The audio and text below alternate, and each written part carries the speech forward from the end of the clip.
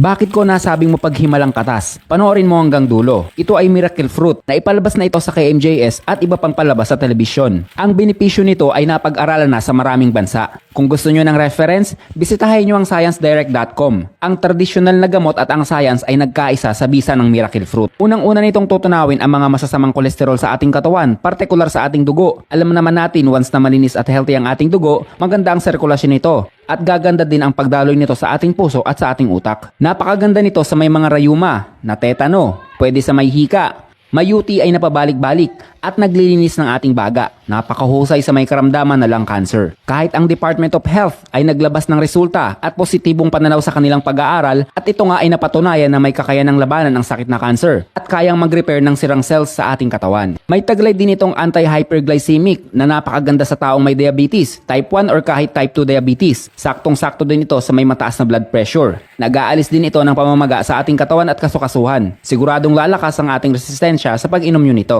Bibilib ka talaga dito dahil sa taglay niyang hepatoprotective effect na naglilinis at nagre-repair ng ating liver. Kung wala, pakuluan nyo lang yan. Wala kayong ilalagay na kahit ano. 1 oras hanggang 2 oras yung papakuluan. Kusang kakatas yan at ang katas lamang niya ng ating kukunin.